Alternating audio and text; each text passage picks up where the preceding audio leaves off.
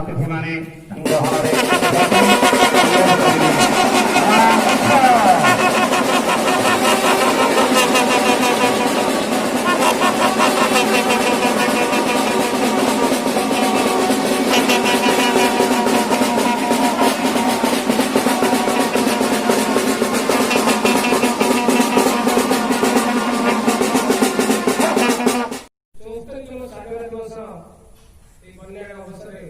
उपस्थित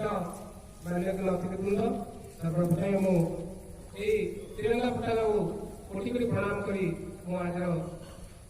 अतिथि परिचय आरंभ कर आज हूँ स्वाधीन दिवस उत्सव निमंत्रण करता जो अतिथिवृंद आज मंचासीन अच्छा से अतिथिवृंद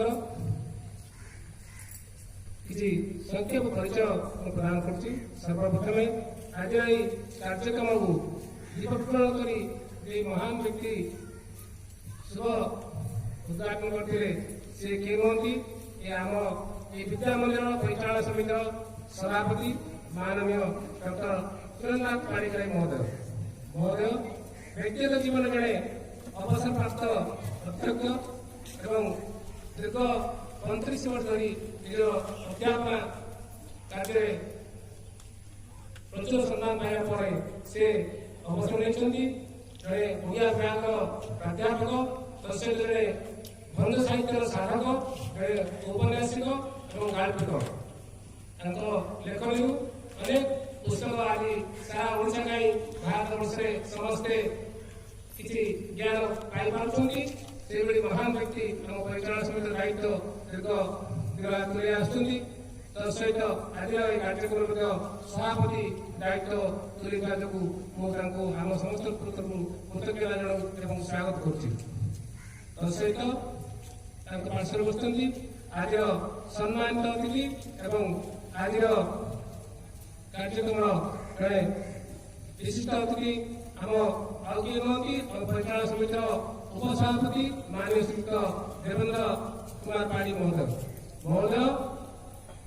आम परिचालन समिति दायित्व रहा सहित जड़े सुव्यवसायी वक्ता एवं जड़े समाजसेवी भाव आम अंचल सुपरिचित आज उपस्थिति आम समस्त को गौरवान्वित कर आज ये उपस्थिति आम आनंद आनी से आज आम गहन में सम्मानित भाव उपस्थित होने आम परिचालन समिति तरफ एवं आम विद्या मंदिर गुरुजी गुरुमा तरफ समस्त परिवार तरफ अनेक कृतज्ञता सहित साध्य कार्यक्रम स्वागत कर कार्यक्रम में उपस्थित अच्छा सम्मानित अतिथि आज कार्यक्रम माननीय श्रीयुक्त जगन्नाथ पाठी महोदय से होती विद्या मंदिर मुख्य परिचालक जी की कहुए संपादक मेरुदंड साई सी आज आम गहन में सम्मानित उपस्थित अच्छा महोदय को आम समस्त तरफ स्वागत करने सहित कृतज्ञता जनाऊँगी से आज आम कार्यक्रम उपस्थित रही आमको बहुत खुशी आनी पुणी थे कृतज्ञता जनाऊँगी सहित कार्यक्रम अन्य अतिथि जे विद्या मंदिर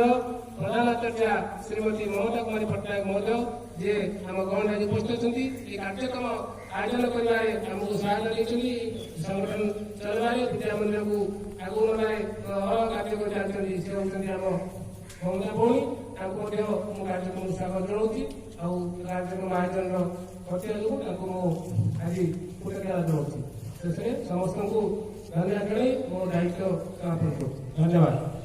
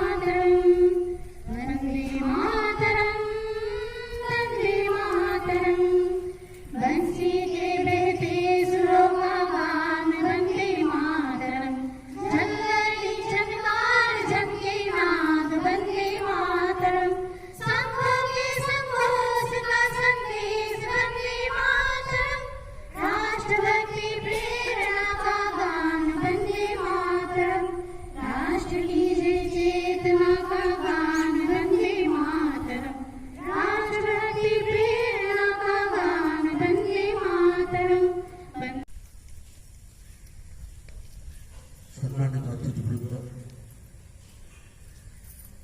आम गहन उपस्थित अच्छा अनुष्ठान प्रतिष्ठा श्रीयुक्त गौरशंकर पाठी महोदय, संपादक श्रीयुक्त यज्ञनारायण पाठी महोदय, प्रधानाचार्य श्रीमती ममता कुमारी पट्टनायक महोदय, अनुष्ठान आचार्यवृंद आज निराडंबर भाव में उत्सव पालन कर उत्साहजनक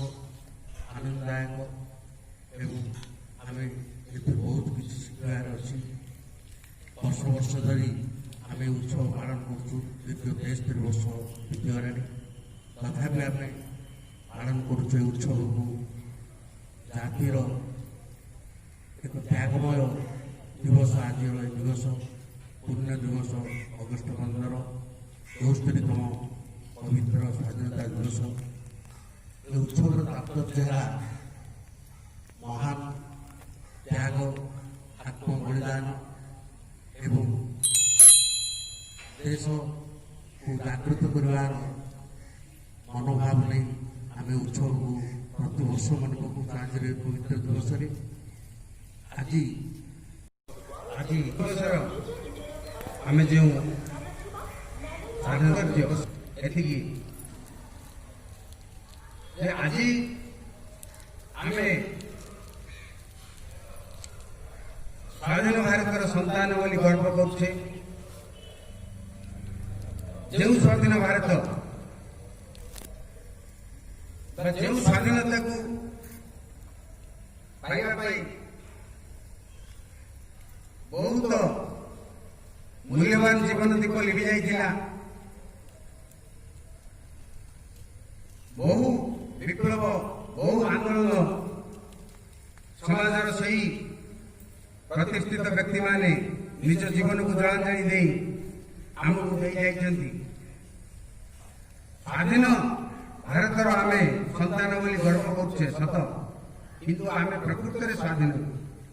ए प्रश्न समस्त बुद्धिजीवी मानू आज आंदोलित करथो आम प्रकृत में स्वाधीन है इंग्रेज माने चली गले आमे आमर सरकार कलु किंतु आमे जो पराधीन को सही पराधीन एते वर्ष बीतीगला आमे ना सामाजिक स्तर रे ना अर्थनैतिक स्तर रे ना बौद्धिक स्तर रे कोउथिरे आमे स्वाधीनता रो स्वाद चाखिनु केवल खाली आमे गर्व करतु आमे स्वाधीन तेणु आज मुझर छोट छोट शिशु भाई मान जो मैंने विद्या मंदिर लाइफ रे अच्छी देखुं उपस्थित नहांती से कहबी आम प्रकृत स्वाधीनता आमको दरकार आम एतिक संतुष्ट हवा उचित नुह जो महान व्यक्तित्व गण आमको यही स्वाधीनता देले सही महान व्यक्ति मानकर जलांजलि त्याग और महानता से गुण को आम सब आपणेबा उत्सर्गीकृत मनोभाव नहीं आम गोटे सुस्थ भारत गठन करने जदि प्रत्येक भारतीय आज चेष्टा करेंगे तेबे भारत संपूर्ण स्वाधीन हो से दिन आमर सब गांधी से स्वप्न साकार हो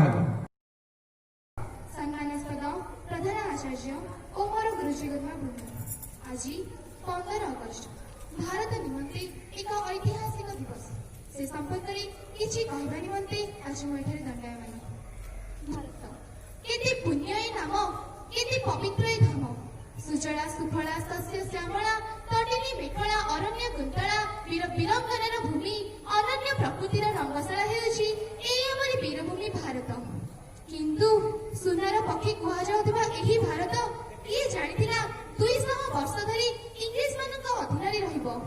इंग्लिश माने भारत को वाणिज्य करबा को आसिथिले सत किंतु समग्र भारत उपरे निजर अधिकार विस्तार करबा को लागिथिले 200 वर्ष धरी शासक तो नुह ସେମାନେ ଥିଲେ ଅତ୍ୟାଚାର ପାପାଚାର ଦୁରାଚାରର ସ୍ୱୟଂ ପ୍ରତିମୂର୍ତ୍ତି। ଲାଠି ମାଡ଼ଠାରୁ ଆରମ୍ଭ କରି ଫାଶୀ ଦଣ୍ଡ ପର୍ଯ୍ୟନ୍ତ ସବୁ ଦୁଃଖକୁ ଭାରତ ମା ନିମନ୍ତେ ସହି ଯାଇଥିଲେ ଭାରତୀୟମାନେ। ଜାତିର ପିତା ମହାତ୍ମା ଗାନ୍ଧୀ କୁହନ୍ତୁ କିମ୍ବା ସାହସ ଓ ବୀରତ୍ୱର ପ୍ରତୀକ ସୁଭାଷ ଚନ୍ଦ୍ର ବୋଷ, ସର୍ଦ୍ଦାର ବଲ୍ଲଭ ଭାଇ ପଟେଲ କୁହନ୍ତୁ କିମ୍ବା ଜବାହରଲାଲ ନେହେରୁ, ସମସ୍ତେ ଭାରତ ମା ନିମନ୍ତେ ନିଜ ଆତ୍ମ ବଳିଦାନ ଦେଇଥିଲେ। ଦୀର୍ଘ 200 ବର୍ଷ ପରେ 1857 ମସିହା ସେହି ସିପାହୀ ବିଦ୍ରୋହ ଯାହା ଭାରତୀୟ ମାନଙ୍କ ମନରେ ଜାତ କରିଥିଲା ଜାତୀୟତାବାଦ, ସେହି ଦିନଠାରୁ 1857 ମସିହା ପରେ 1920 ମସିହାର ଅସହଯୋଗ ଆନ୍ଦୋଳନ, 1930 ମସିହାର ଆଇନ ଅମାନ୍ୟ ଆନ୍ଦୋଳନ, 1942 ମସିହାର ଭାରତ ଛାଡ଼ ଆନ୍ଦୋଳନ ଏବଂ 1945 ମସିହାରେ ସୁଭାଷ ଚନ୍ଦ୍ର ବୋଷଙ୍କ ଦ୍ୱାରା ଗଢ଼ା ହୋଇଥିବା ଆଜାଦ ହିନ୍ଦ ଫୌଜର 3 ଜଣ ସେନାଧ୍ୟକ୍ଷଙ୍କ ମୁକ୍ତି ନିମନ୍ତେ ଆନ୍ଦୋଳନ। ଏହି ସବୁ ଗୋଟିଏ ପରେ ଗୋଟିଏ ଆନ୍ଦୋଳନ ଦେଖି ଇଂରେଜ ମାନେ ବୁଝି ସାରିଥିଲେ ଯେ ନା ଆଉ ଭାରତକୁ ଶାସନ କରିହେବ ନାହିଁ। ସେମାନେ ନିଜେ 1947 ମସିହା ଫେବୃଆରୀ 20 ତାରିଖ ଦିନ 1948 ମସିହା ଜୁନ 30 ମଧ୍ୟରେ ଭାରତକୁ ସ୍ୱାଧୀନତା ପ୍ରାପ୍ତ କରାଇବାର ନିଷ୍ପତ୍ତି ଗ୍ରହଣ କରିଥିଲେ। ବାସ୍ତବରେ 1947 ମସିହା ଅଗଷ୍ଟ 15 ତାରିଖର ସେହି ସକାଳ ଯେଉଁଦିନ ଭୂଗର୍ଭରୁ ସୃଷ୍ଟି ହୋଇଥିଲା ଓଙ୍କାର ଧ୍ୱନି, ଚାରିଆଡେ କେବଳ ଶୁଣାଯାଉଥିଲା ବନ୍ଦେ ମାତରମ୍, ଆମ ତିରଙ୍ଗା ପତାକା ଭାରତର ନୀଳ ଗଗନରେ ଭର ଭର ଉଡ଼ି କେବଳ ଗୋଟିଏ ଧ୍ୱନି ଶୁଣାଯାଉଥିଲା, ଝଣ୍ଡା ଉଞ୍ଚା ରହେ ହମାରା ବିଜୟୀ ବିଶ୍ୱ ତିରଙ୍ଗା ପ୍ୟାରା। ସେହିଦିନ ସତେ ଯେପରି ଏହି ପକ୍ଷୀମାନେ ଝରଣା କୁଳୁ କୁଳୁ ନାଦ କରି କହିଦେଉଥିଲା, ଉଠ ଭାଇ ଉଠ, ଦେଖ ତୁମେ ଆଜି ସ୍ୱାଧୀନ। ବାସ୍ତବରେ ଆଜି ଆମେମାନେ ସ୍ୱାଧୀନ ଯଦି ଆମେ ସେହି ବୀରମାନଙ୍କର ମହତ୍ୱକୁ, ସେମାନଙ୍କ ଜୀବନକୁ, ସେମାନଙ୍କ ଆଦର୍ଶକୁ ପାଥେୟ କରିପାରିବା, ତେବେ ଏହି ଦିବସ ପାଳନର ମୁଖ୍ୟ ଉଦ୍ଦେଶ୍ୟ ପୂରଣ ହୋଇପାରିବ, ସଫଳତାର ହୋଇପାରିବ। ଏତିକି କହି ମୁଁ ମୋର ବକ୍ତବ୍ୟ ସାଙ୍ଗ କରୁଛି। ଜୟ ହିନ୍ଦ, ଜୟ ଭାରତ ମାତା କି ଜୟ। ପୂଜ୍ୟ ଭାରତ ମାତା, ଆଜିର ଏହି ପବିତ୍ର ଦିବସର ଉଦୀୟମାନ ତଳେ କୋଟି କୋଟି ପ୍ରଣାମ। ସମ୍ମାନନୀୟ 85 ଅତିଥିବୃନ୍ଦ, ଉପସ୍ଥିତ ଆଚାର୍ଯ୍ୟ ଭାଇ ଭଉଣୀମାନେ, ତା ସହିତ ଯେଉଁମାନଙ୍କର ଏହି ଦିବସ, ଯାହାର ପାଇଁ ଏହି ଦିବସ ସେମାନଙ୍କ ପ୍ରତିନିଧିତ୍ୱ ରକ୍ଷା କରି ଯେଉଁ ଶିଶୁ ଭାଇ ଭଉଣୀମାନେ ଆସିଛନ୍ତି ସେମାନଙ୍କୁ ମଧ୍ୟ ଆଜିର ଏହି ଦିବସରେ ସ୍ୱାଗତ। ଆଜିକାର ଏହି ପବିତ୍ର ଦିବସରେ ସମ୍ମାନିତ ଅତିଥି ମହୋଦୟ ନିଜ ଦେଶ ମାତୃକା ନିମନ୍ତେ ସେମାନଙ୍କ ସମ୍ମାନ ରକ୍ଷା କରିବା ପାଇଁ ଯଦି ଆମକୁ ଆମ ଜୀବନକୁ ଜଳାଞ୍ଜଳି ଦେବାକୁ ହୁଏ, ତାହେଲେ ମଧ୍ୟ ଆମେ ସେଥିରେ ପଛଘୁଞ୍ଚା ନ ହୋଇ ଆମ ଜୀବନକୁ ଜଳାଞ୍ଜଳି ଦେଇ ନିଜ ଦେଶ ମାତୃକାର ସମ୍ମାନ ରକ୍ଷା କିଭଳି କରିବା ସେ ବିଷୟରେ ଆମ ସମ୍ମାନିତ ଅତିଥି ମହୋଦୟ ଆମକୁ ଅବଗତ କରାଇଛନ୍ତି। ମୁଁ ଉକ୍ତ ମହୋଦୟଙ୍କୁ ଆମ ବିଦ୍ୟାମନ୍ଦିର ପରିବାର ତରଫରୁ ହାର୍ଦ୍ଦିକ କୃତଜ୍ଞତା ଜ୍ଞାପନ ଜଣାଉଛି। ତା ସହିତ ଆଜିକା ସଭାର ସଭାପତି ମହୋଦୟ ଏହି ପବିତ୍ର ଦିବସର ମହତ୍ଵ ବିଷୟରେ ଅତି ସୁନ୍ଦର ଭାବରେ ଆମକୁ ଜଣାଇଥିବା ଯୋଗୁଁ ମୁଁ ଉକ୍ତ ମହୋଦୟଙ୍କୁ ଆମ ବିଦ୍ୟାମନ୍ଦିର ପରିବାର ତରଫରୁ ହାର୍ଦ୍ଦିକ କୃତଜ୍ଞତା ଜ୍ଞାପନ କରୁଛି। ତା ସହିତ ଆଜିକା ସମ୍ମାନିତ ଅତିଥି ତଥା ଆମ ସମସ୍ତଙ୍କର ପ୍ରିୟ ଆମ ବଡ଼ ଭାଇ, ସେ ଆଜିର ଏହି କାର୍ଯ୍ୟକ୍ରମକୁ ସଫଳ ମଣ୍ଡନ କରିବା ନିମନ୍ତେ ଆମକୁ ପ୍ରେରଣା ଏବଂ ଉତ୍ସାହ ଦେଇଥିବା ଯୋଗୁଁ ମୁଁ ଉକ୍ତ ମହୋଦୟଙ୍କୁ ଆମ ବିଦ୍ୟାମନ୍ଦିର ପରିବାର ତରଫରୁ ହାର୍ଦ୍ଦିକ କୃତଜ୍ଞତା ଜ୍ଞାପନ କରୁଛି। ତା ସହିତ ସମସ୍ତ ଆଚାର୍ଯ୍ୟବୃନ୍ଦ ଆଜିର ଏହି କାର୍ଯ୍ୟକ୍ରମକୁ ସାଫଲ୍ୟ ମଣ୍ଡନ କରିବାରେ ସହଯୋଗ କରିଛନ୍ତି, ତେଣୁ ସମସ୍ତ ଆଚାର୍ଯ୍ୟ ମହୋଦୟଙ୍କୁ ମୁଁ ଧନ୍ୟବାଦ ଜ୍ଞାପନ କରୁଛି। ତା ସହିତ ସମସ୍ତ ଶିଶୁ ଭାଇ ଭଉଣୀମାନେ ଆଜିର ଏହି କାର୍ଯ୍ୟକ୍ରମକୁ ଆଗକୁ ନେବାରେ ଆମକୁ ସହଯୋଗ କରିଥିବା ମଧ୍ୟ ମୁଁ ଛୋଟ ଛୋଟ ଭାଇ ଭଉଣୀମାନଙ୍କୁ ଧନ୍ୟବାଦ ଜ୍ଞାପନ କରୁଛି। ମୁଁ ଏତିକି କହି ମୋର ଧନ୍ୟବାଦ କାର୍ଯ୍ୟକ୍ରମକୁ ଏଠାରେ ସମାପ୍ତ କରୁଛି। ଜୟ ହିନ୍ଦ, ଭାରତ ମାତା କି ଜୟ।